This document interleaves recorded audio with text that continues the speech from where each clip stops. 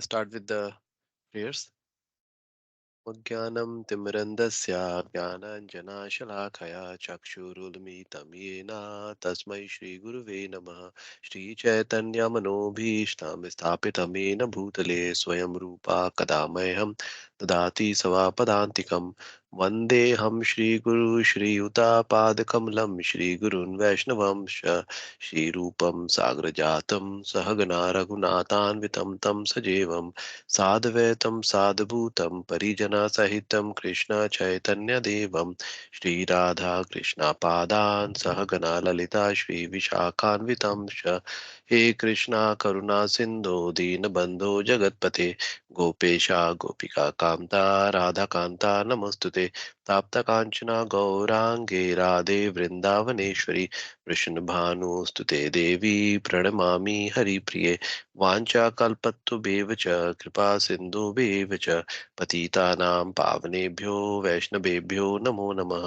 जय श्री कृष्ण चैतन्य प्रभु नित्यानंद श्री अद्वैता गदाधारा श्रीवासादि गौर भक्त वृंदा हरे Krishna Krishna Krishna Hare Hare Hare Ram Ram Ram Hare Hare Hare Krishna Krishna Krishna Hare Hare Hare Ram Ram Ram Hare Hare Hare Krishna Krishna Krishna Hare Hare Hare Ram Ram Ram Hare Hare.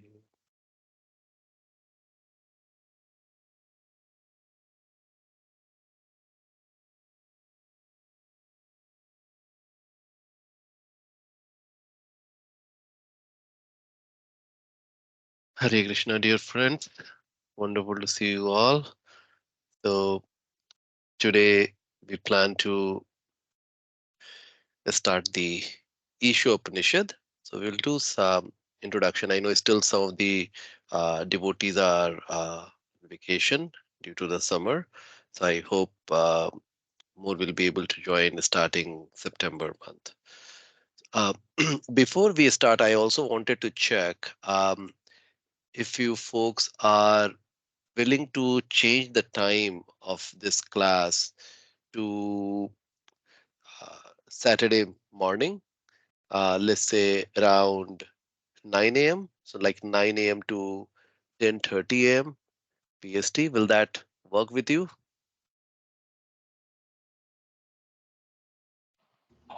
Hare Krishna Deepak. Morning will be better for us because in San Diego, many times Saturday evenings we have some programs with devotees.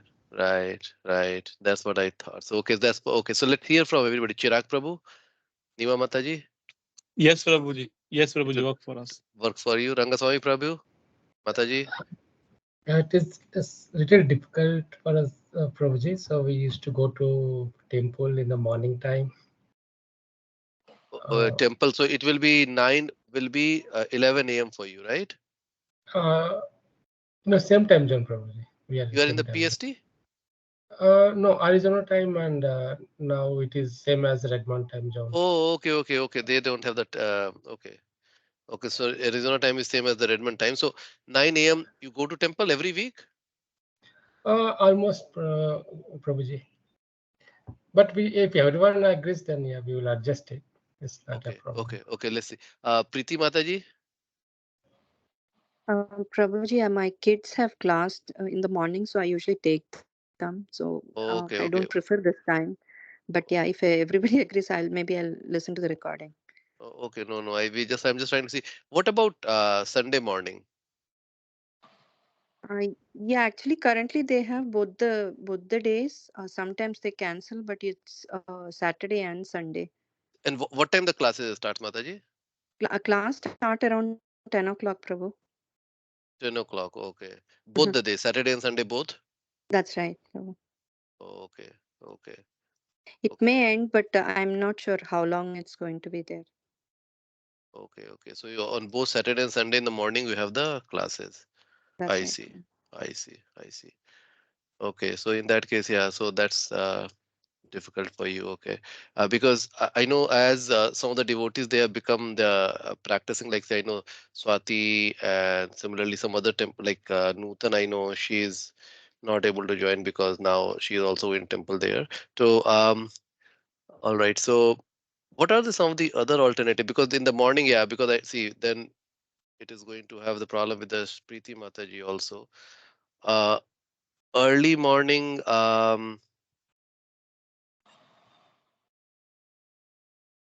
Okay. Let In me think. Friday evening Yeah. work, What Mataji? Sorry. Friday evening, Friday evening. Friday evening. Will that work with the devotees? Let's say. Yes, Prabhu. Uh, so it will work. So Friday evening. Okay. So let me. Okay. The Friday. Will the Friday evening work with everybody here? Not with Shrujana Mataji. She goes for the service. But I'll. Well, let's see. Um, what about the others? Does it work for you, or for whom it doesn't work? Friday evening. What about some other days? What about uh,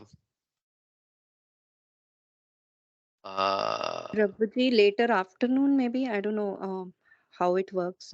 We used to have classes, Bhagavatam classes. So I don't know. It works for me in the afternoon, after like 2:30 or 4. I don't know, whichever time if works for others. 2:30? Okay, so like let's say let's see Saturday. Okay, Sunday. Sunday. Okay, let me think again. Let me think what would work, but definitely we'll see if we can able to change the time. All right. Yeah. Early morning, Prabhuji, like we are just open for others as well, other timings, but like the weekdays, weekends, early mornings, something like that. You were saying 8 a.m. Yeah. No, no, no. Just just an options. Yeah. Yeah, weekdays it will be. So let's say we go for Monday, Wednesday, Weekend, Prabhuji. Weekend, weekend, Prabhuji. I said weekend, sorry. weekend early Weekend, morning. early morning. Yeah, yeah. So Saturday I have the service in the temple, so I can only do starting 9 a.m. Right. So because by the time I come back home it's 8:30 a.m. So 9 a.m. Saturday I can do. On the Sunday I can even go earlier, like maybe starting at 8 a.m. Our time.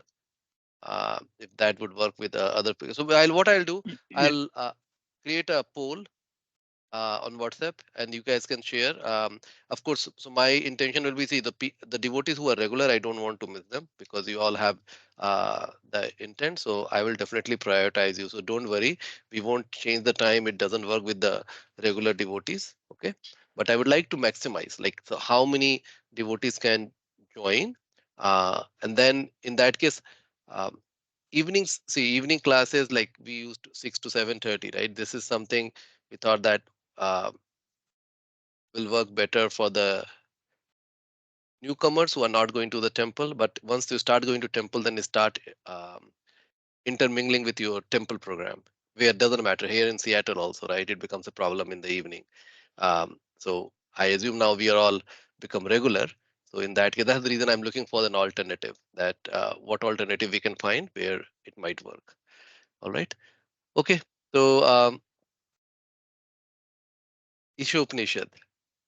So I really feel pleasure in talking about the book. It's a thin book. I should have had a physical copy. Maybe in next time I'll bring the physical copy. Yes, take it. Mata is showing it. Does everybody has a physical copy of Isho Upanishad? The Mataji is showing it. Shrujana Hare Mataji. Krishna Deepak, I am Yes, so Prabhu. blessed. I was gifted this copy by Bhakti Narayan Swami here. He's like the director of ISKCON. Wow, And wow. it was Bhakti Narayan. literally like after you announced that we will do Isha Uh, Upanishad next, a couple of weeks later, we were at the temple, all of us as a family, and my in-laws were buying some books, and then he just got so happy, he just gifted us. Wow. Wow. That's awesome. Wow. That's really, really awesome. See, this is how Krishna, Krishna reveals in so nice way. So we have been trying to go to for a break, like to Europe for a while, like maybe 4 or 5 years. Twice we tried. Um, means where we bought the tickets and everything never happened, right? We have to cancel the ticket and we lost money also because due to the cancellation for one reason or the other reason, right? This time we just made the plan for, we saw that, okay, we're just going to go to London, we'll take the darshan and all. And it all happened such a way that the ISKCON has a very good, very big temple, Bhaktivedanta Manor. Some of you might know there's a Yeah. very historical significance. George Harrison bought that property for Prabhupada. So and then it's massive, very like 100+ acres, beautiful, pristine. So just happened that we made the program, and then we learned that they are celebrating the 50th anniversary. And then when we went there, I was able to meet my Guru Maharaj and several other Swamis, Maharajas, Prabhupada disciples. So sometimes, it seems Krishna, you'll see it becomes very obvious that Krishna has his hand in our life. So Krishna always has his hand in our life. The problem is with us that we are not able to see it. And that's what Isha Upanishad is about. Vision, vision of the Lord. What vision wants Lord want us to see through? We have all of us have our own vision, right? Uh, I, I have the perception this is how the world should really work. This is how the world should really look, right? While Lord is saying, no, no, no. What you have is a very corrupted vision. Okay, so Isha Upanishad will teach us how to look, how Lord want us to look at the world. And then further it will go into the detail in the practical aspect. Okay, so he'll tell that, okay, I am telling you this is how what the vision of the world should be. And then he will tell that, okay, this is how you should do it. Practical. This is how you should do it.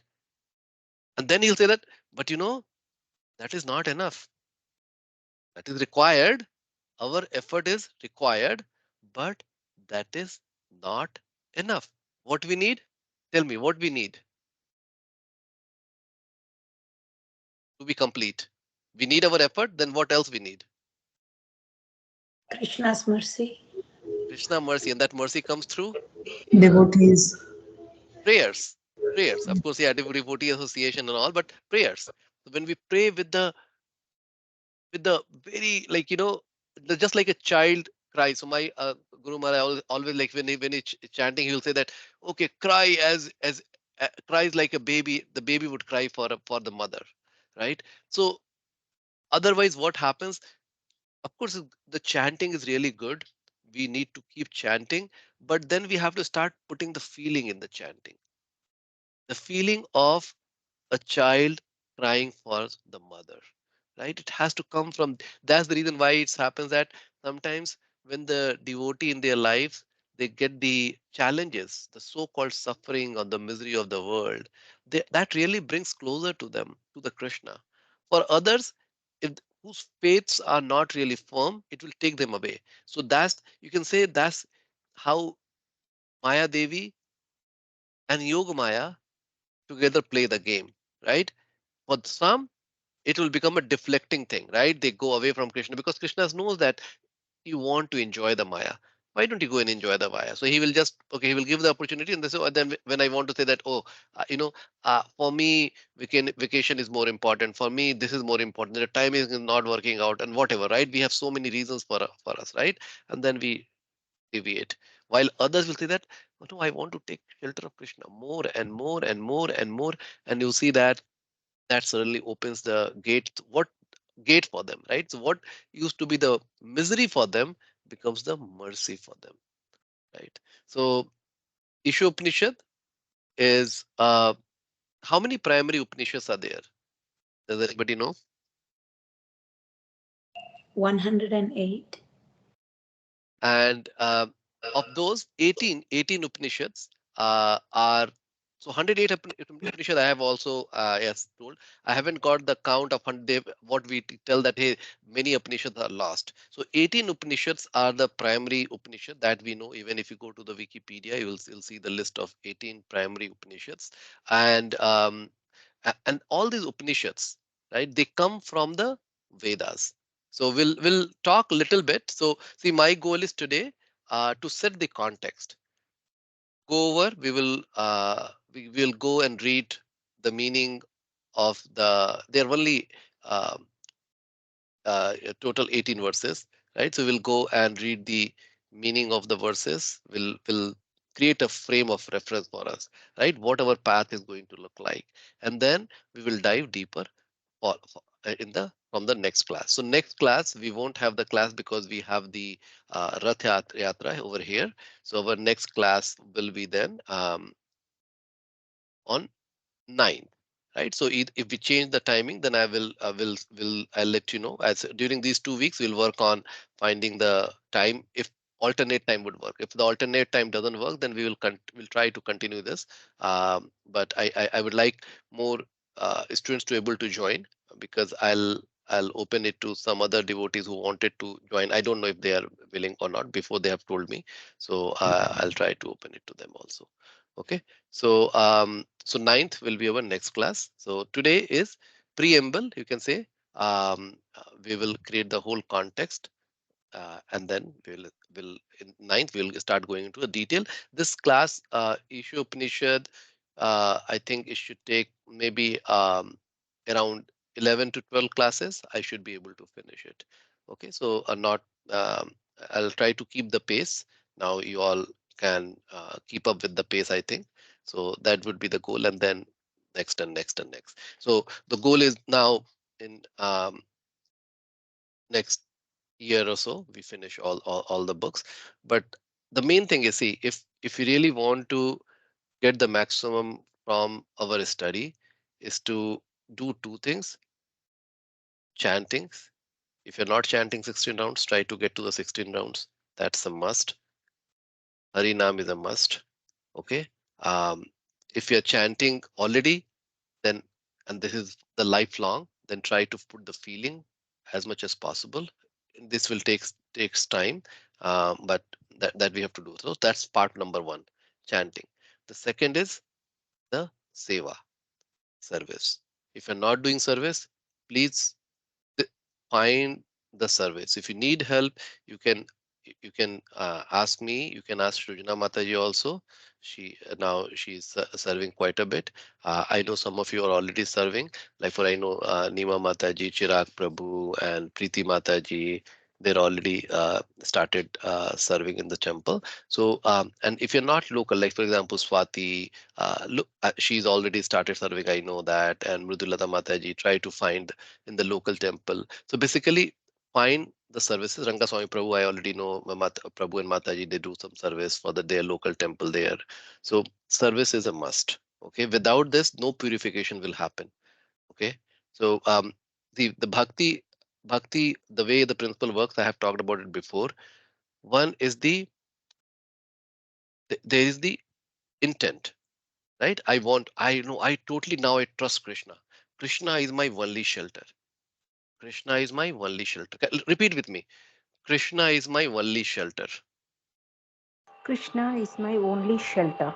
Krishna is my only shelter. Krishna is my Krishna is only my shelter. only Krishna shelter. is my only shelter. Krishna is only my Krishna is my only only shelter. shelter. Right. So now this should become our voice. Prabhupada, um, that's how, like, he came at 70 years, he came and he did all the things because he firmly he showed through his action Krishna is his only shelter. Right. If we really believe in that, right, that becomes our north star of our faith. So is a faith is one pillar, okay, for progressing on any bhakti path. Faith is one pillar. The other pillar is, suddenly I lost the train of thought. So where I wanted to take you. Okay. Okay. So faith is really important. This is the there are many things which work, and this I'll give you the practical example. People say, oh, faith, this is not measurable. But you see how many things works through the faith. Like it has been proven, and this is written. I can give you the reference also and pull it out, that there are few things which really works on faith. For example, your health.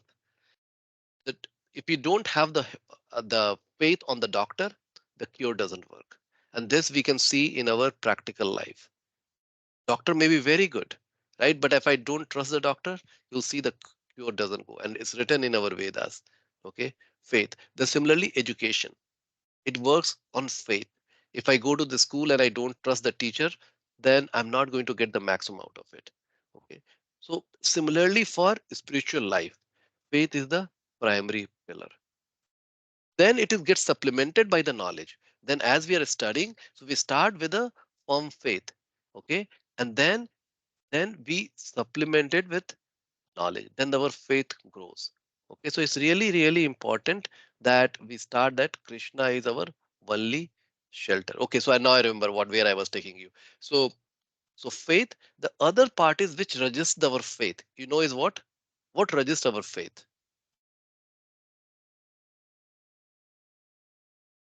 Maya. Swabhava, you are right, mind. So mind is swabhava. Swabhava includes our multiple, like so primarily we can perceive to the mind, mind wants this, that, then our sense gratification. So the swabhava includes the mind element along with how I think, behave, right? And this swabhava is the subtle is the subtle concept, subtle plus gross, subtle concept which has been coming from life, birth from birth from birth from birth. So it is thick with all this bad anarthas, what we call it, and that always resists the true faith. And this is the yin and yang, right? So fight will go on as we are chanting. It start purifying our anarthas, and as our anartha is getting cleaned, will become our North Star faith will become more stronger, and we will be showing that through the determination. So this is again very scientifically you can observe it, right? As the your our faith is increasing, our service attitude will increase even further. But initially, because it's not there, we start with some service, and we start with the chanting, even though it's not a very good chanting. We start there, but then uh, just because there is so much of power and potency in the name, even by just calling the name, even imperfectly, it will start cleansing our swabhava, and we'll start becoming coming closer and closer to the Lord. So, mind, what it says, so it's not that the mind is a bad thing. We have been feeding the mind the bad things over so many lifetime.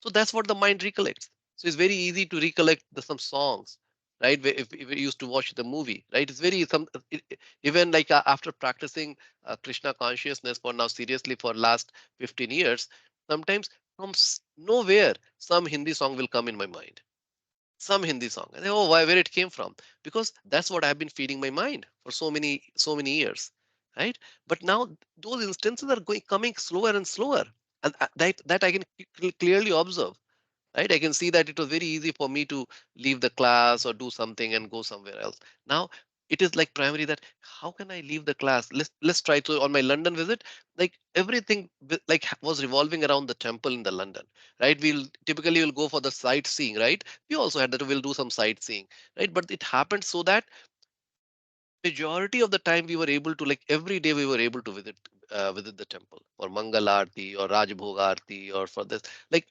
go on Sankirtan. Who was able to do help with that? Because with a strong sense gratification, it's very hard. Krishna. So Krishna is our only shelter. Okay. So coming back to Isho Upanishad, right? So here.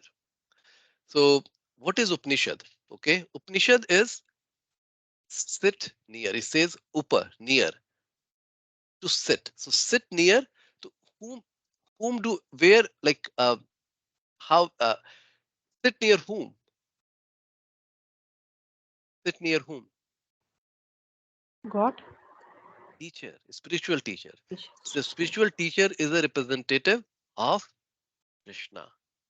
Okay. So in this case, we are sitting near the book of Prabhupada. Prabhupada is speaking through his purport. We are hearing from so many acharyas, their commentaries, right? So that's what the Upanishad means. Upanishad directly is like so we have heard right that Shruti and Smriti. So Upanishad is part of Shruti or Smriti?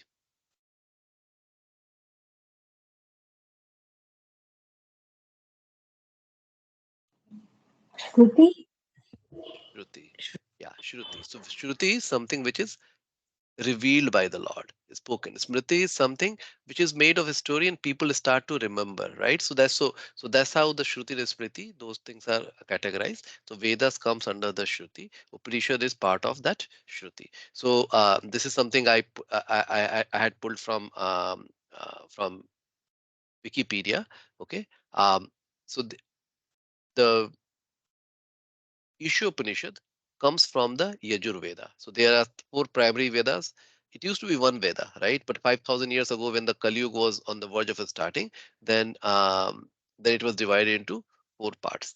Okay, divided into four parts because you know that in Kali Yuga, people won't be able to comprehend such a big text. So depending on the people, like it was divided into four Vedas. And the Yajur Veda, that's where in the chapter 40 of the Yajur Veda, it's called Sukla Yajur Veda. That's where Isho Upanishad is written, and that's where this has been extracted as the Isho Upanishad. Okay, it's also called the Brahadaranakya.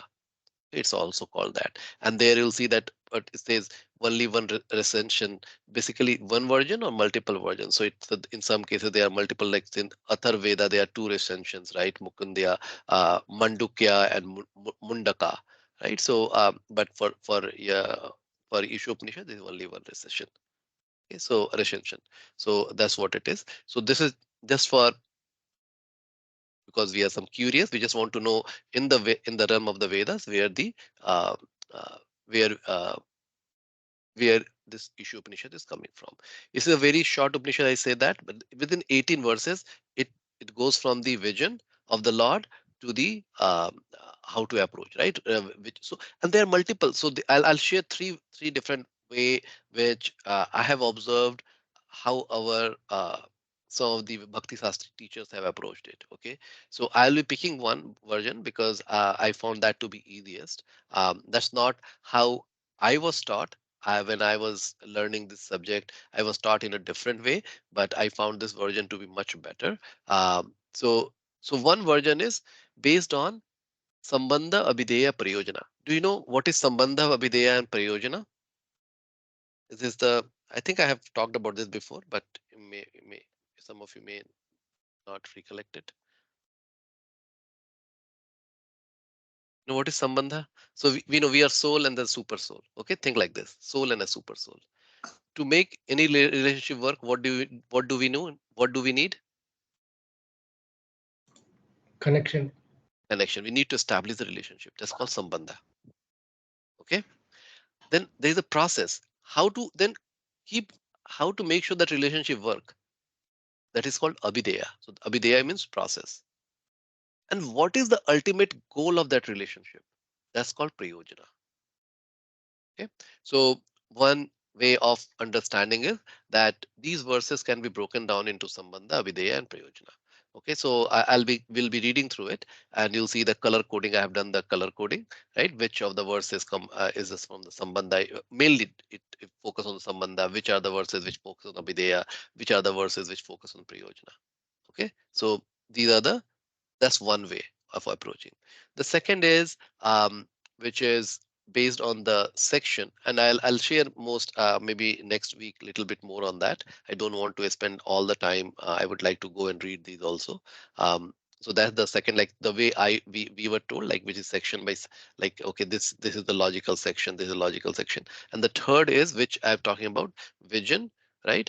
Then how to approach it practical and what is and then the prayers, right? So that's the approach we're talking about. That's something I learned from Urmila Mataji. She had done that way. Okay, so here is we'll we'll read the meaning. I'll be asking you to read the meaning, and we will quickly do maybe. You know what? We'll see because we have 1 hour time.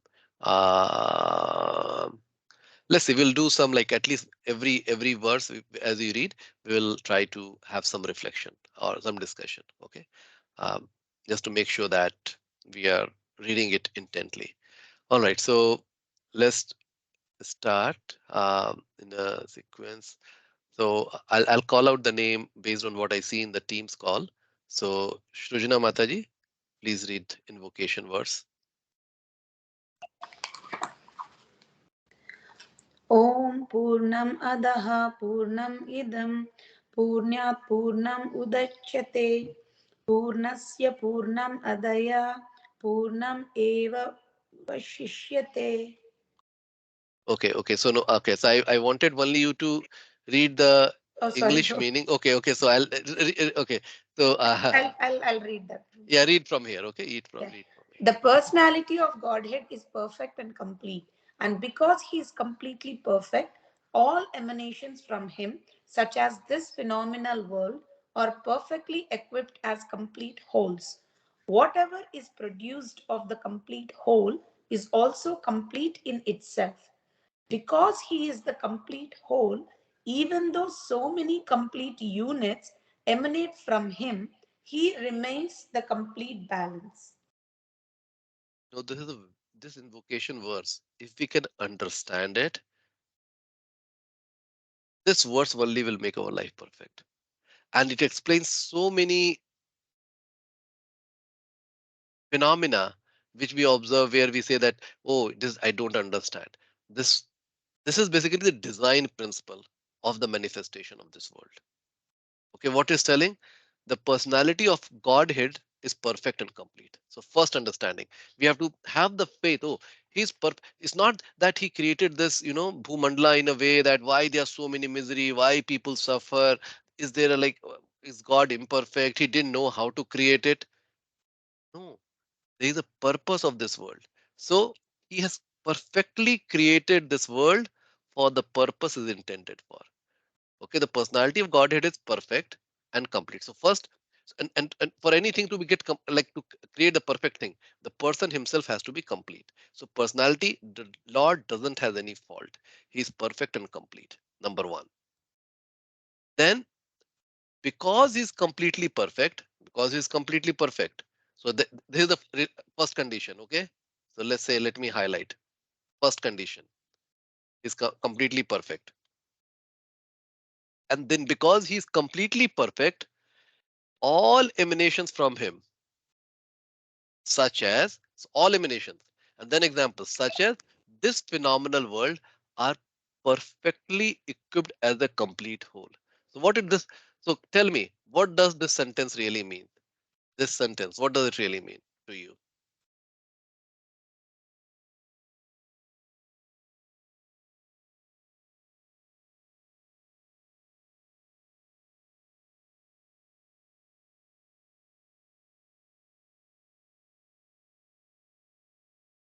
Yeah, give it a try.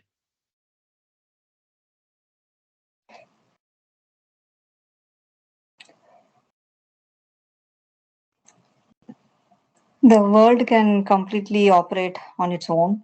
It Hmm. can create, Ba- maintain, destroy. Everything is happening, kind of happening on its own, right? Yeah, so basically we just look in such as this phenomenal world. This phenomenal world, what it is referring to? So phenomenal world is something which is in the material realm, right? So this world, this earth, for example, we don't even know all the other planet, right? Just this earth planet, this earth is perfectly equipped. So you can just in the phenomenal world, you can fill in the blank and say earth, because earth we can observe is is perfectly equipped as complete whole. So this earth is perfectly equipped as a complete whole for the purpose it is intended for. And this perfect world is coming from the perfect God. Okay, so 2 points we have covered. This verse is telling. And then what's the next one? What it says? Whatever is produced of the complete whole. So this earth manifestation is also complete in itself. So here, of course, earth, I'm just trying to give but think this phenomenal world as a manifestation. Okay, the material manifestation. So from the material manifestation, whatever is produced of this complete whole is also complete in itself. So now what it refers to is the all the plants, the jivas, all the different things, the earth, as to the water, the all the things which is there, right? They all have the purpose and they are complete in itself, right?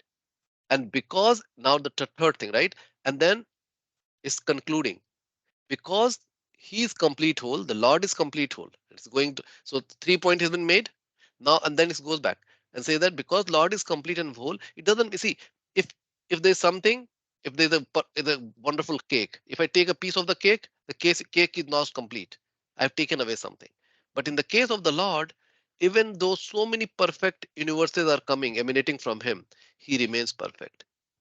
It's not that he loses, no, because he has produced 100 universe, he's very tired. Now the 101st is going to be not a perfect universe. Not like that. He remains the complete balance all the time.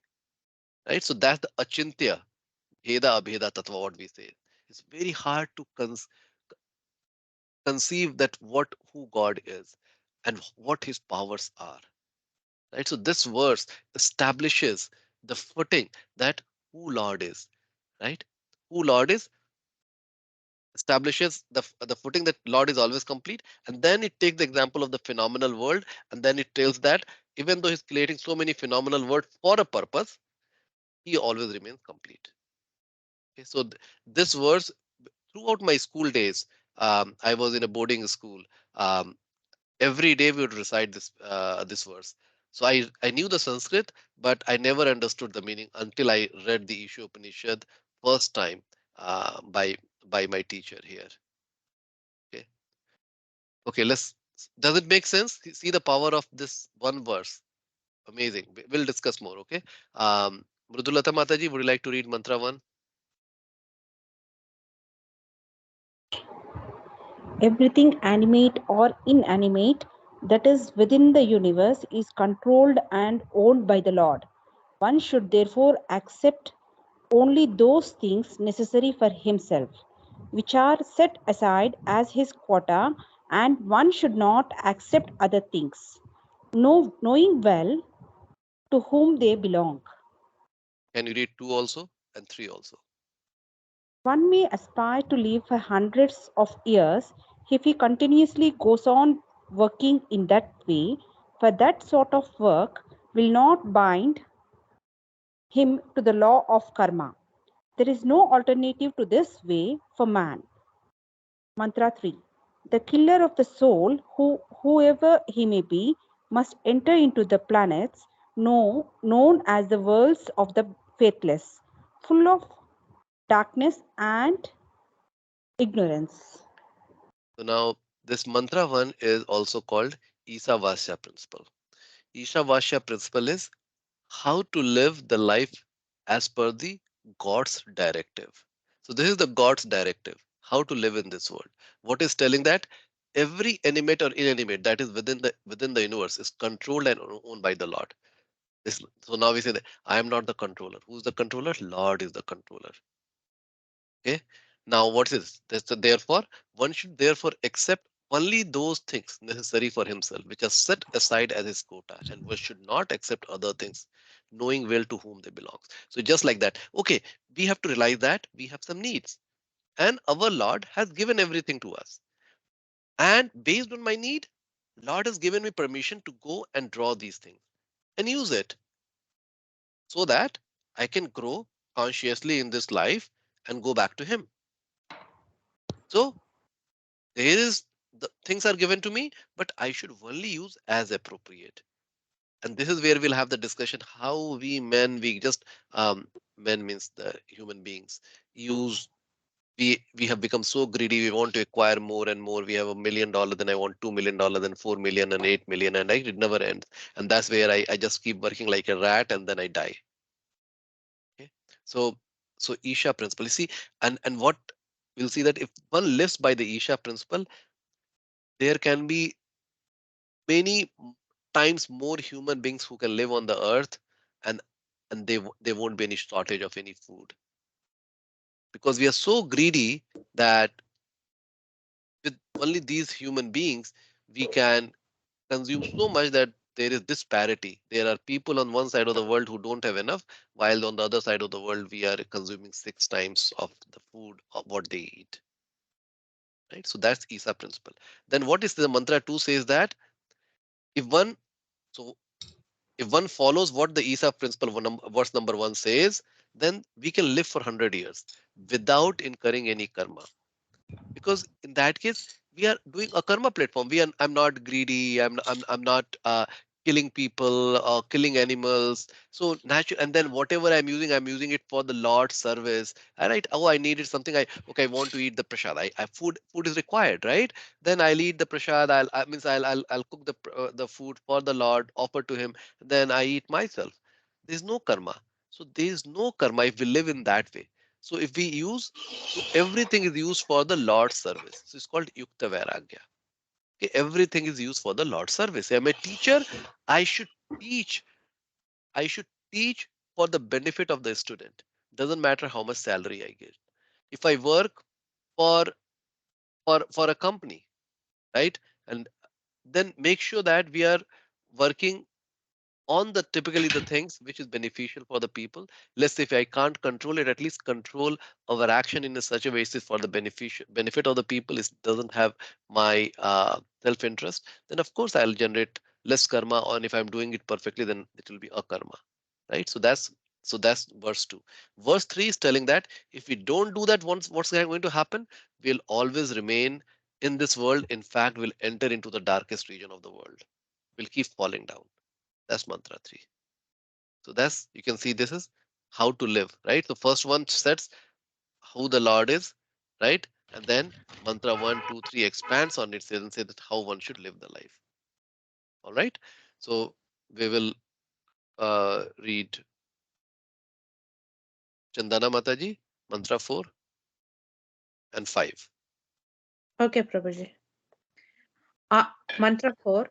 Although fixed in his adobe, the personality of Godhead is swifter than the mind and can overcome all others running.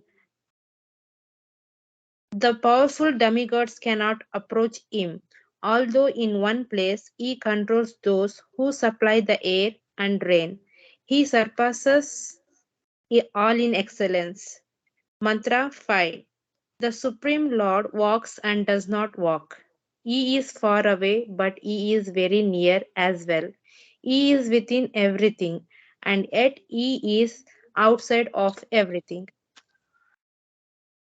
So now tell me, what does the mantra 4 is really telling in your own words? What you all understood?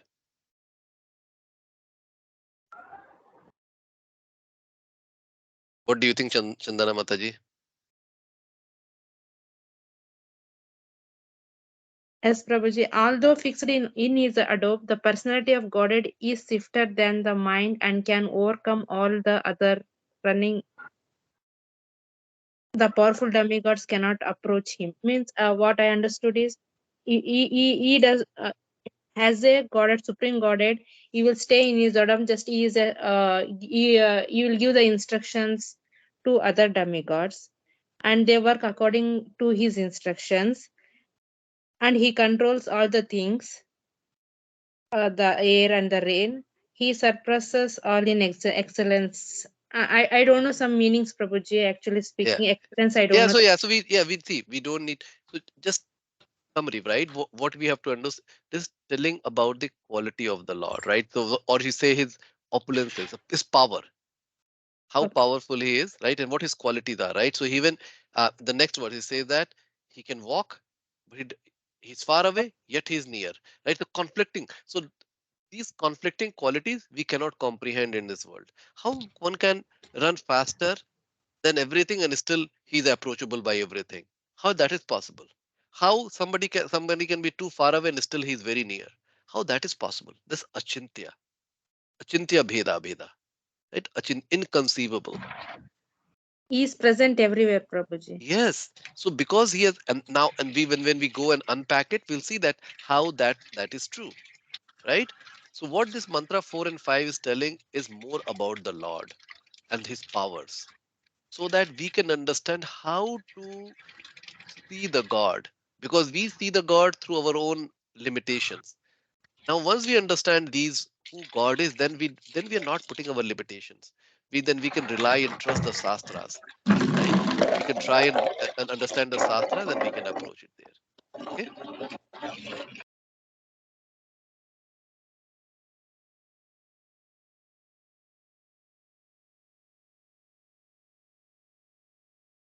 Okay. So moving to the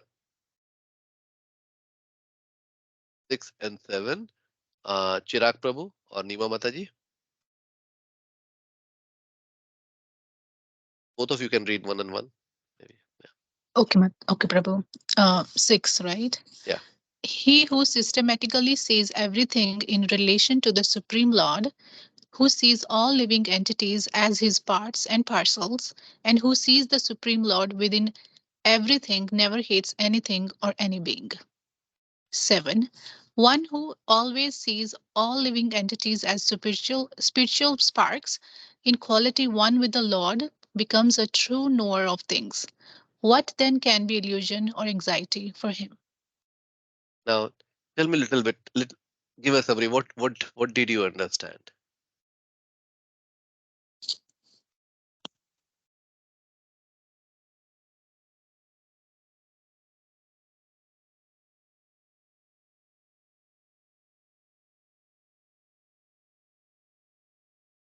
Or anybody?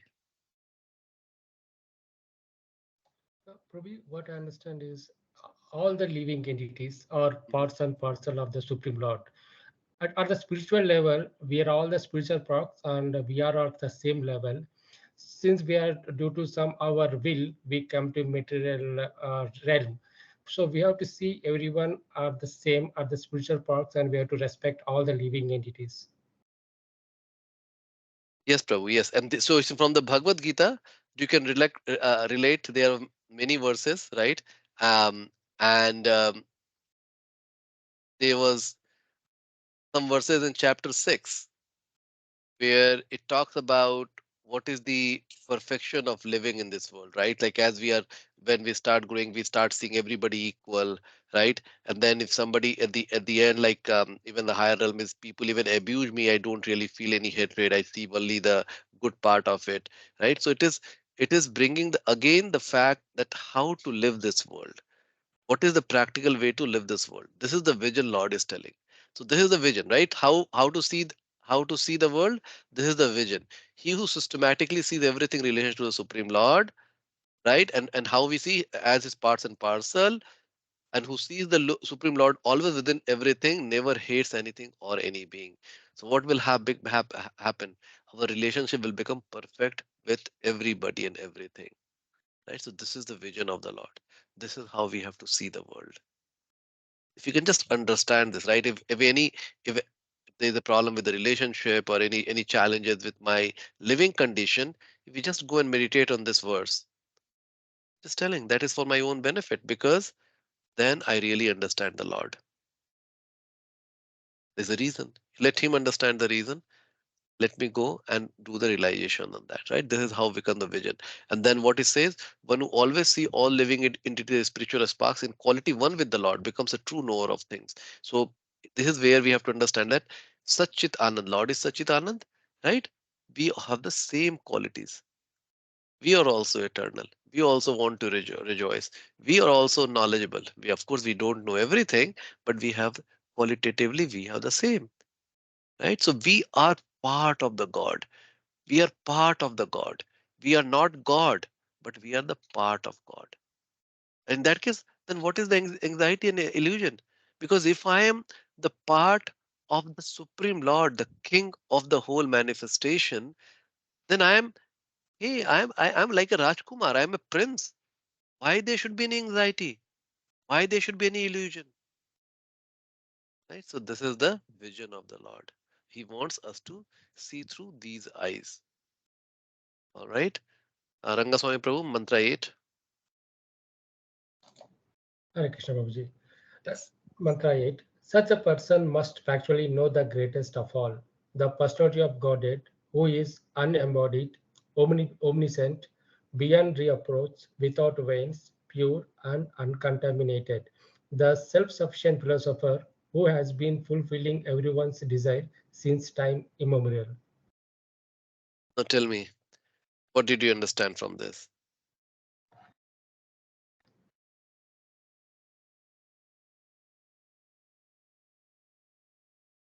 So what I understand is Lord is always residing in all the living entities as Paramatma. See, he always know what our desires. So he's only fulfilling all our desires based on our karma balance. Okay, so see here it says such a person must factually know the greatest of all the personality of Godhead. Okay, so first of all, is telling Lord is a person, and how Lord is but what kind of a person? So we as a person has blood vessels, we have a body, our body dwindles, but for Lord, He's always present. He's beyond reproach, without veins. He's always pure. So it's that we are not pure. We have stool, urine, all the bad stuff, right? Which people don't want to touch. We ourselves don't want to touch. But Lord doesn't has any of those contamination. He's pure. So his body is, his personality is very different than us. Very different than us from the uh, structure, right? So it is telling the difference. So the other verses talked about that. Okay, what are similarity? I was telling that what there are the differences, right? So we shouldn't think compare that. Oh, God should be like this. God should have some limitations, or God should become old, right? That's the reason in Christianity we'll see that they show they show that the God is old, right? Has white hairs, old man, right? So this verse is telling who the Lord is. He's always 16-year old, always 16-year-old personality. Okay, and he has been the one who's been fulfilling everyone's desires. Without him, nothing will move. Without him, nothing will move. Okay? So that's uh, mantra 9. Also, you can read Rangaswamy Prabhu. Sure, Prabhuji. Uh, the wise have explained that No, one no, result. nine. Okay, sorry, Prabhuji. Those who engage in the culture of nascent activities shall enter into the darkest region of ignorance. Worse still are those engaged in the culture of so-called knowledge. So now it is telling that it says it's leading us to the next section. How to live this life. So far is giving the vision, right? Now it is leading to the next how to practically live.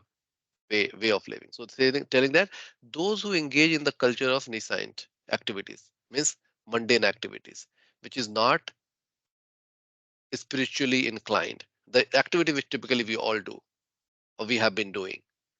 So what will happen for all the people who just don't consider, they think, oh, everything that there's nothing existence of God, nothing is there. Let me go and live happily and enjoy. Will enter into the darkest region of the ignorance, right? So they are getting into the karma bandhan. And then karma bandhan means we are getting more and more bound and we are falling down and further. And then it's telling worse than those still are those who are engaged in the culture of so-called knowledge. So now so-called knowledge, this is talking about the people, the materialistic education. The so-called knowledge, what we call the knowledge, like becoming, especially you see the people who become PhD, it's more difficult for them to come to Krishna consciousness because they become so analytical that everything they have to say, oh, this is exactly how I should look like the so-called knowledge. One of my teacher, Harivans Prabhu, he would call it PhD because he himself is a PhD. He would laughingly call permanent head damage. PhD, full form of that. So it's- that's that's what this knowledge is, and we'll go cover more, right? So, but we are doing just the giving you the guide what this issue Upanishad brings to us. All right, so mantra 10, Revati Mataji.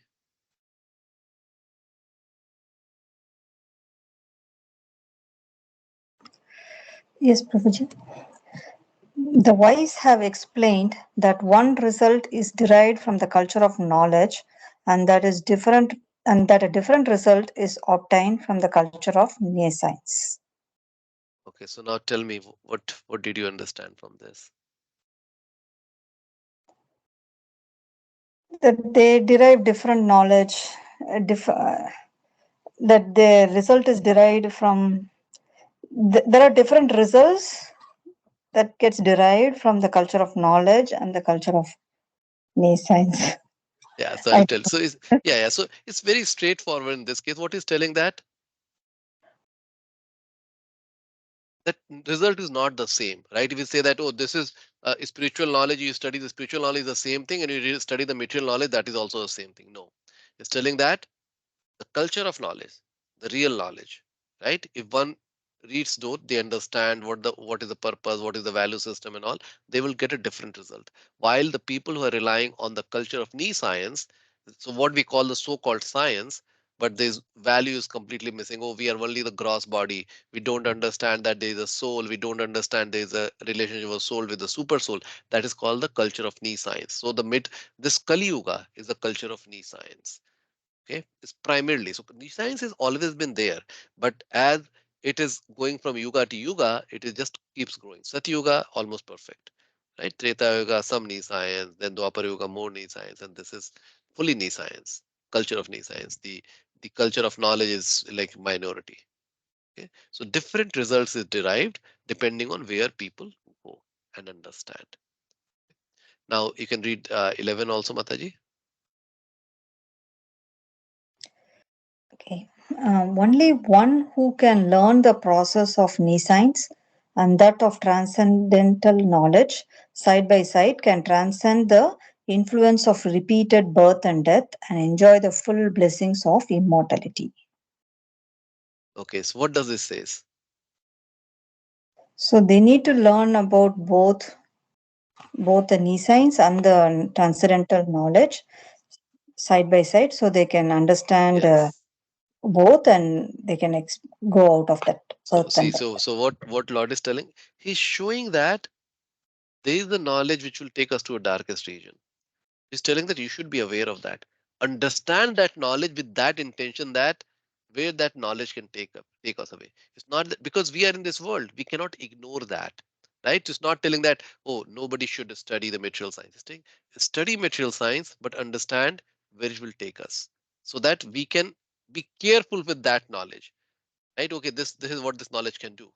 So we are using so as the devotee, we can use the same knowledge, like we are engineer, doctor, whatever, right? We're different things. We use the same knowledge for Krishna service. We use that to earn the money, and then we do make the donation to the Lord. Like if we have the we do well in the society, and there's a reputation you have, then people, and if we are able to speak about Krishna, they will more people will become and hear you out, right? So we can use this world to spread Krishna. At the same time, we have to make ourselves stronger by understanding the real knowledge, and we need to have side by side, right? So that we will go deeper when we study that how um, knowing what is light and what is darkness. In that case, what is darkness? I know that, oh, I'm on the wrong side, and then we run. We want to run towards the light, right? And when we know that dark is approaching fast, then we run faster, faster, faster. I know that if I really don't want to take the birth again.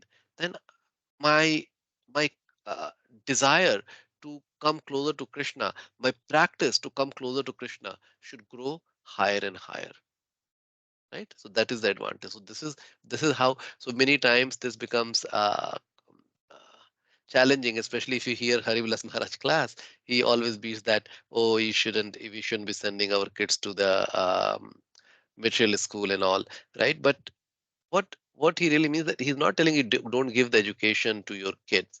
What he's telling that create atmosphere where they understand, means definitely give them the spiritual education, yet make sure that they are aware of the material education, right? So this verse very clearly defines this structure. It gives the principle. Now devotee can take the principle, right? Okay, if I can manage give my kids the education in such a way that if they don't feel alienated from the that, oh, what kind of parents I have that they are not going letting me go to the school, right? I'm going to school, but then they see that how the parents are practicing within the house, right? And then they learn all the value system. Then slowly they are getting equipped for the world, right? When we go back in the world as an adult, they know how to deal with it, right? So we all have a different situation, but this verse can give you the principle. We'll discuss a little bit more when we read in detail. Okay. All right. So mantra 12 and 13. Shiva Prabhu.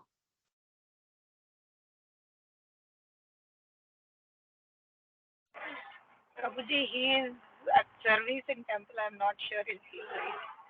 So he's not here. Okay, okay, okay. That's fine. Um, Preeti Mataji.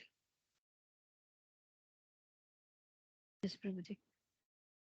Mantra 12.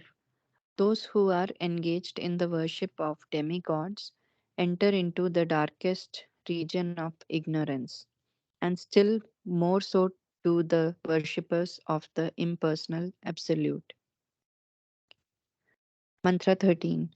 It is said that one result is obtained by worshipping the supreme cause of all causes, and that another result is obtained by worshipping what is not supreme. All this is heard from the undisturbed authorities who clearly explained it. So Mataji, what do you think? Was this something covered in Bhagavad Gita? The second one, Prabhu, or Both the verses? Or which verse? What do you think? Which verse was covered in Bhagavad Gita? Which verse was not covered in Bhagavad Gita? I mean, it's over and over covered, Prabhuji. Like so, Supreme Krishna is cause of all causes. That's the statement in multiple places being covered. Um, yeah, I think mostly the first part is like if you're worshipping demigod versus Krishna. I mean, I don't relate to Prabhu. I remember like you saying even if we are worshipping demigod, but then ultimately we are worshipping Krishna because he is he is the um, supreme. But then here it's saying like if you are worshipping demigods, who are worshipping demigods enter into darkest region of ignorance. It's kind of I'm not able to It seems digest. opposite to than what you understood. Okay, from Bhagavad Gita. That's what Yes, seems. true. Okay, okay. So see, Bhagavad Gita also. Bhagavad Gita what it said that we have to respect all demigods, right? Because demigods are Yes. also part and parcel of the Lord, right? And they are much higher realm than us. Mm-hmm. Okay, Yes. but when we understand the demigods just as they being the only controller, then that kind of a worship will lead us to the darkest region of the ignorance. Okay, so Mm. it's not if so, let's say if somebody is worshiping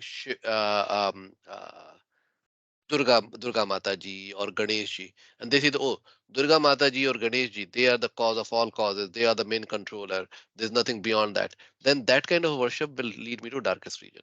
But if I say Mm. that, no, I have affinity to Ganesh ji because throughout my life I have understood, I have worshipped him, he is my friend. Means I think that way. And then what I'm going to continue worshipping Ganesh ji, but I'll say that, Ganesh ji, please bring me closer to Krishna. And Ganesh, I don't want anything. Other people ask me, or take my this away or that away. Take away misery away. I don't want you to work on that. What I really want, please give me the true love of Krishna. Then that will make the demigod very happy because that's Mhm. their goal, and that will bring us that is totally fine. That won't take us to the darkest region of ignorance. You understand? Yes, So Prabhu. Yeah, yeah. okay, Thank so you. that's yeah, yeah. So this Mm. is what we understood in Bhagavad Gita. This is what is now in a very clear term, right? So there were many verses which talks about the demigod worship. That is say that they are mudhas and all like less intelligent. Bhagavad Gita says they are less intelligent, right? Now here it is very Mm-hmm. clear term. This says that, and then it still says still more so do the worship of the impersonal absolute. So the people who are like impersonalists, they are worse than the worshipper of the demigods. Telling Demigods. that your Yes, God true. doesn't have a form is worse because in that case I'm I'm degrading the Lord. I'm thinking that, oh Lord, you are great, supreme, but you don't have the form. Ha ha ha. It's like that. What is that? Right? So Yes, that is true. mantra 12. Now mantra 13 says it said that one result is obtained by worshipping the supreme cause of all cause and another result. So again, it's telling that it's very similar to the previous is drawing the parallel of the knowledge, right? One if you want to study the material knowledge, then you'll get different result. Study the spiritual knowledge, you get a different result. Same thing. It's not that Yes. all the worship is the same. Oh, you worship the Durga Mata ji and Ganesh ji, the same thing. You worship Krishna is the same thing. No, you will get the different results, right? Depending on how, whatever intent is, how we are approaching them. Yes, we'll get the different result. So that's uh, Yes, true. 13. All right. So Swati, 14.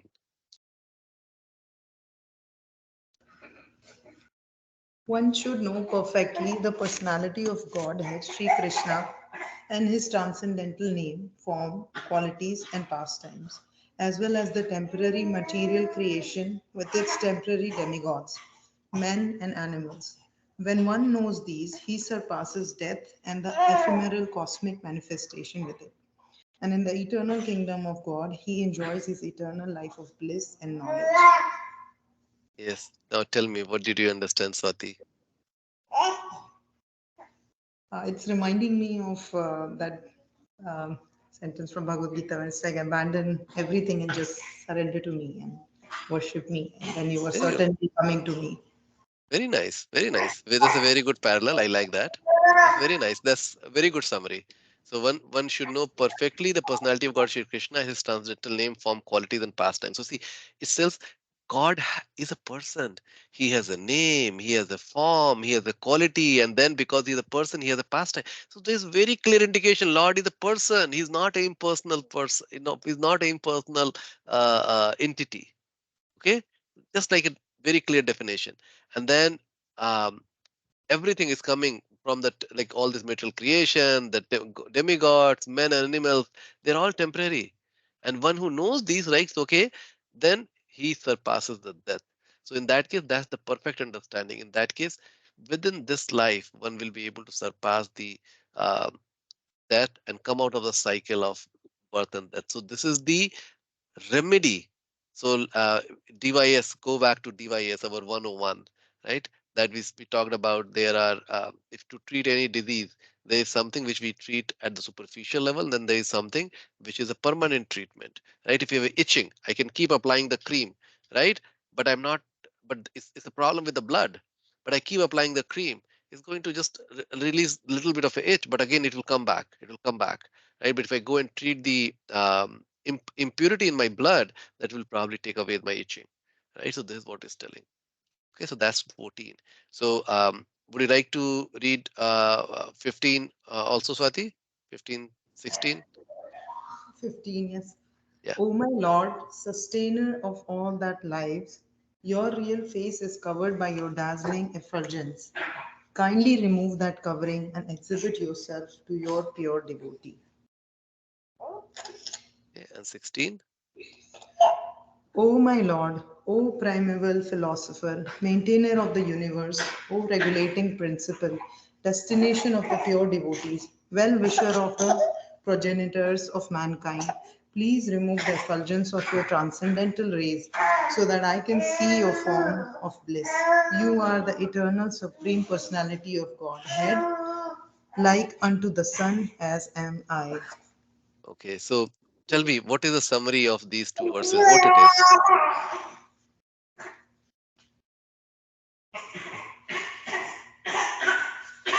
As a devotee, we are requesting to connect with a more relatable form with the Supreme Lord. What I am Yes. understanding. Yeah, yeah, yeah. So this is the prayers. This is the prayer section, right? So this is now we have understood. Okay, what was the vision of the Lord? How to, and then the second section, how to live our life. Now this third section is how to approach the Lord, with what mood we should approach, the prayerful mood. So it's talking about the prayerful mood. So that's summary of this section. Then going to the 15 and 16 verse says, sustainer of all that lives. So this is the prayer. Oh my Lord, you are sustainer of all that lives. Your real face is covered by your dazzling effulgence. So again, it is telling your real face is covered by dazzling effulgence. It's telling that Lord is a person. He has a face which is covered. He's not impersonal. So he's telling that kindly remove that covering and exhibit yourself to your pure devotee. Right? So he's like begging, Lord, please show me yourself. And then the 16 goes into further detail. Again, is telling, again saying, you are a primeval philosopher, you are the mental universe, you are regulating principle, destination of the pure devotee. So all giving all the so if I want to praise somebody, we talk about all the different qualities they have, right? It becomes more personal. So this is exactly what you're saying, Swati. That is more relatable to the Lord, right? In terms of, I have established a relationship, I understand who you are, and then I'm saying with the prayerful mood, oh Lord, you are this, you are that, you are that. And then you are the well wisher of the progenitors of mankind. Please remove the effulgence. So basically, I say that, Lord, please bring me closer to you. Right? Please remove this effulgence. So he's telling that, and this is the reason why uh, people who think that Lord doesn't have a form, because they are progressing, but then of course their theoretically their understanding is wrong, because they're not able to see the form, so they think that, oh, Lord is formless. But that's the ignorance. That's the ignorance. But once we start going and praying, and then Lord will allow, He will remove the effulgence, and one will be able to go and see the Lord as He is. Right? So 15 and 16 prayers, but it's telling that Lord is a person and how to do the prayers also. Right? It's showing that. Okay, Srujana Mataji, 17 and 18. Prabhuji, can you hear me? Yes, Mataji. Okay. Let this temporary body be burnt to ashes, and let the air of life be merged with the totality of air. Now, O my Lord, please remember all my sacrifices, and because you are the ultimate beneficiary, please remember all that I have done for you. Should I continue, Prabhu? Yes, yes. O my Lord, as powerful as fire. Sorry, Prabhu, I'm in temple, so. No, no Oh my worries. Oh, Lord, sir. as powerful as fire, O omnipotent one, now I offer you all obeisances, falling on the ground at your feet. O my Lord, please lead me on the right path to reach you. And since you know all that I have done in the past, please free me from the reactions of my past sins, so that there will be no hindrance to my progress. Right. So see again what did 17 and 18, Mataji, what's your reflection? What did you understand from it? We are asking for forgiveness and and requesting for our past sins to be taken away, so we don't um, so and have the right path. Show me the right path of where I can come back to you, and also requesting for our past sins to be eliminated, so we can progress. Right, Mataji. Yeah, so this is the continuation of the prayer, right? And this is the mood of the prayer. So what we can learn from this verse is our humbleness, right? But as a devotee practitioner from the Gaudiya Vaishnavism, we don't say that, oh, don't remind the Lord, oh, Lord, what I have done for me, please. No, so we don't even do that, right? So this is okay. Means if anybody wants to do that, but in our line of things, we only want to serve the Lord. And how we want to serve the Lord? With the humble mood. So what we can derive from this is that ultimately we'll go back to you. We want to come back to you. And I really want to come with the humble position. I'm nobody, right? And I only want to serve you and I want to please you. Okay. And that's the insane. If you read the 18, falling on the ground at your feet. Oh my Lord, please lead me onto the right path to reach you. So we know that without the Lord's mercy, we can never go back to him. We can show our good intent. We can show our determination in serving him. That service is very important because Lord sees the intent and then the effort. Right? He knows that by our own thing we can never approach him. But when he sees that as a child, how much we are trying, then he will open the gate. He will open the gate and pull us in. Otherwise, we by our own we cannot cross this material covering. Okay, so that should be our mood of when we are praying to the Lord. So that's the reason, cry like a child, right? We have to cry like a child and in our prayers while we are doing the service also, right? Many times our service is also mechanical. Let's say we're working at the temple, I'm cleaning or I'm cooking, I'm baking, I'm doing anything, making garlands, anything. Then we are not remembering Krishna. Um, so that is not the best way of doing the service. It's good that I'm doing the service is not for my benefit, but the better way of doing the service is why the consciousness is how it is going to please the Lord, right? How it is going to please the Lord. That just give me a minute. Just give me a minute. I'll take this call.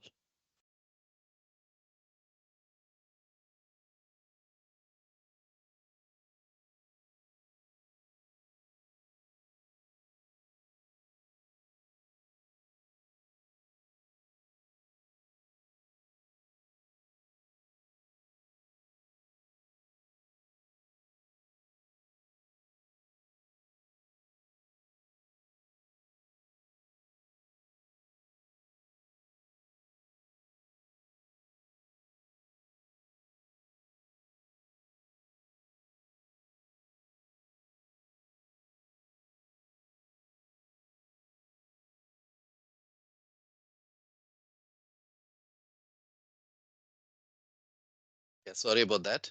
Um, so see, Lord's give mercy. I was called for the service. So today was not my turn, but I was going. So see, these are things excite. Like there were days when I think, okay, class is done. I'm free. I'll go for this or go for that. We'll have several plans. Now with the Lord grace, things have changed a little bit. I get more excited about the Lord's service, right? And you see that progress. And this is not something to say that, oh, I am progress. I'm sharing this in all like honestly, as a friend, I'm sharing with you, just to show that these things are not theoretical. These are very practical, and you will see the result immediately. Immediate is the relative term, right? Our life, like you see, like is coming continuations for so many lifetimes, so many millions of birth, like a billions of years in material term, right? So many years we have lived in one body or the other body, right? We don't realize, but once we realize, then we'll see that how fast we are growing. We'll grow very fast. The result will come very fast. The thing is, are we sincere? Are we really, have we taken the faith in the Lord? Right? This is the coming. So, okay, I just don't want to digress. Right? Coming to this prayerful mood. Right? I was talking about the prayerful mood is, Lord, you are my only shelter. Lord, you are my only shelter. Lord, you are my only shelter. Please give me the courage so that I can follow this word by word. Right? So we can create our own prayers, but as long as we know the principle, Lord will give us more and more and more. Okay. So that's Iso Upanishad in a nutshell. So anybody would like to share your thoughts, reflection? What do you Hare think? Krishna and Deepak, Yes, when you were Swati. just one thing reminded me of one of the things I'd heard in a lecture here at the temple. When you mentioned about how many lifetimes we have lived, and we just have very narrow perspective of, we just see, oh, this is our entire universe and entire life. Um, one of the teachers here, he had said, like, on the same topic, he said, think of a very very very long line, and then there's just one dot on it, and that's your this life. Exactly. Well, Exactly. it's such a good way to say, like, Yeah, how yeah, yeah, how yeah. minuscule this one life is. Yes, yes, yes, yes. Yeah. So our teacher Madhavchandra Prabhu, he would use in the device. That was his favorite thing. He would say that, okay, we think that I am Deepak, I am the so and so at Microsoft, the biggest company in the world and the software, and man, and now, so that's one way how we think. I get puffed up, right? And then we start when we understand the manifestation. Oh, there are several universes. There are several universes. Within that, there's one universe. Within that one universe, there's one planet called Earth. Within that one planet called Earth, there is northern there is one continent, America. Within that there is a country, United States. Within that country there is a state called Washington. Within that Washington there is one city called Redmond. In then the Redmond there is a house 19117. That's where I live. And then there are four members in my family. I am one of the member. See how minuscule I am, but I think all popped up, right? So that's what. Yes, we are one small dot in this infinite line. That's how we are. So this mood has to be really ever mood, the humbleness mood. We have to keep checking. Am I humble? Am I really humble? And it's very hard for me still. See, I'm a very practical person. For me, I need the measurement for everything. I want to see that how I'm progressing. What are the parameter I can use and to see that am I making the progress or I'm going the wrong direction, right?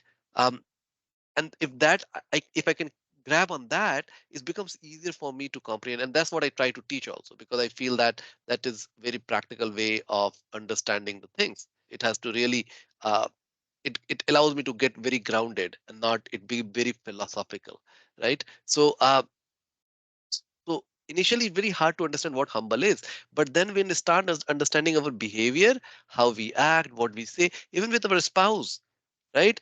That is, Grasta life is a great life if I can use it like, as a bouncing wall. Like everything I'm doing, how I'm interacting with my spouse, how I'm interacting with my spouse. Is my attitude towards my spouse is the serving or not serving? Serving me or serving him or her? How I'm treating my kids, I'm giving in, I'm giving them what they need, or I'm just giving them a phone, or you do take care and I'm going somewhere else. Right. So as a devotee mother, uh, means I have to do my duty. And we'll talk a little bit more. Actually, this is the so there are some of the subject which as a devotee practitioner also we struggle that what should I balance? How much time should I spend on my sadhana versus uh, my duty as a wife or as a mother? What should be the balance? So these are things we need to talk. We have to understand very practically. Then where should how I should focus on the education for my child. Oh, I know the whole world wants to become this and that, and there is a competition. If I don't do that, where will my child will go? At the same time, we want to give them the spiritual knowledge. They want to be successful. How to balance it? So these are things we should discuss. So we'll take this opportunity while we are reading this to go and have some discussion. If I forget, try to ask these questions, and we can have some discussions. Okay. Our scripture is full of the this knowledge. The other thing is, my swabhav pulls me, right? I have I want to, I have the uh, desire to have the physical connection with my wife or husband. What should I do? Like Shastra is what the Shastra says. Should I do it? Not do it? What is the limit or not the limit? We can have more. Means we can have some discussion in this book. Then we can have more discussion on nectar of instruction. So these are very very practical books. But we need to the Shastra speaks at the level where it knows that we have already understood, but our level we need to unpack it a little bit more. But luckily there are many teachers who have talked about it. They have brought a lot of references and they have gone into the detail. So you all are hearing the lecture. So bring now you all have to the path where you yourself have become very capable of learning yourself. So I would like the class to be more interactive going forward. So bring those aspects and let's have the good discussion. So we can quickly go over these like that as I told, like 10 to 12 weeks I'd like to finish this. At the same time we like to go into the pocket of discussion and have a good discussion with the purpose. It creates the practical aspect in our life. Okay, so that's the class for today. uh, any other final reflection before we end the class? Are you all excited? Yes, Prabhuji. Yes, sir. Yes. Yeah. I, Yes, I, Prabhuji. I'm. Yes. It is one very nice books. I like. I just. We have to become very grateful to Prabhupada what he has given. Like he has given instruction also. Like if I have to go and read, I have to go read all the Upanishad. It's just like simple. Hey, Bhakti Shastri start with the Isho Upanishad. Like now, whereas our North Star is building, it is helping with the North Star. Then tomorrow, if I have time, I can go and read other Upanishad. Right. Uh, but there is a path which has been given to us. So feel so grateful to Prabhupada and our teachers. Right? We should really feel that we are so lucky. Okay. So next class we'll go and do a little bit covering and we'll go from there. Okay. So um, uh, let's see if we can make the uh, alternate time work. We'll see. I'll talk to Preeti Mataji and see how if there's any way in the morning we can accommodate, because I know that for the people who are going to temple, like I don't want Shrujana Mataji within temple. I would rather have her focus on a class if possible. So we'll see if we can find. Otherwise, we'll continue on this time. All right. All right. Hare Krishna. All the dear devotees. Have a wonderful Hare weekend. Yes, there was a hand. Srujana Mataji. Yes. You want to say something, Srujana Mataji? Oh, that's by mistake. Prabhuji, can you Okay. hear me? Yes, now I can hear Yeah. you.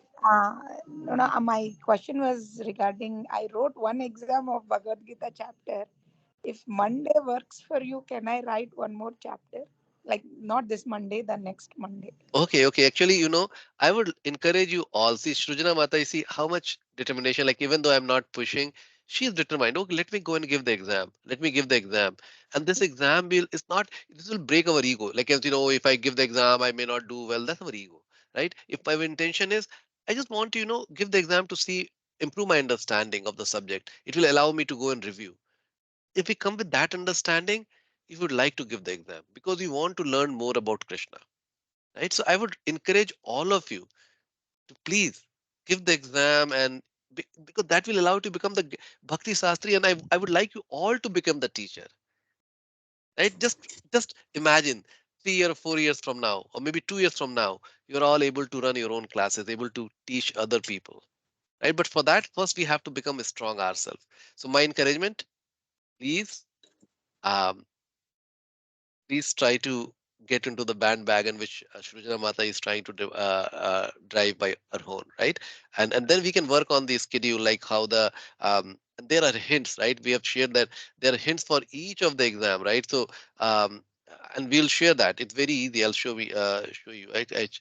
I'd share this with on the exam hint. Right, on the introduction there was a hint, chapter one hint. So then for every chapter there's a hint, and the hint is literally the question, like what is the Duryodhana diplomacy, Arjuna's reason for not fighting, all name of Krishna as an explanation, purport, like focus on the purport of verse 136, there is some question, other surprise questions. Very easy, very easy. If you spend, 3 hours, 4 hours seriously, you will be able to give the exam. Okay, it's that easy. So is everybody ready to give the exam? Tell me. Or who else is ready? Just raise your hand and tell me that whether you are ready to give the exams. I really want to try, Mataji, yes, Prabhuji. yeah, Mataji is very easy. I'll say please. Okay, Revati Mataji spoke. Who else? And we can do it online. Okay, so it's not that you have to come here. Means for the local devotee, of course, sometimes I encourage them to come locally, but you can give online. It's not a problem. Uh, okay, so I won't take time. I'll because I have to go for service also. Um, I will encourage you. Please send me message or send on the group. That will, if you are giving, it will encourage other people also. Right? Many times we just need the support system. So give one chapter one exam. Like chapter one is very easy. All the chapters are. If you just do the hint, everything very easy. Okay, so encourage all of you. Find the time. You'll if you try, Krishna will make time for you. Krishna will make time for you. And I can tell you from my life, we both are also working. We also have two kids. We are all like that. But ultimately, when we started taking one baby steps, Krishna just started making more time for us. Okay, it will expand. Time is relative. All right, Hare Krishna. Yes, Mata Shrujana Mataji.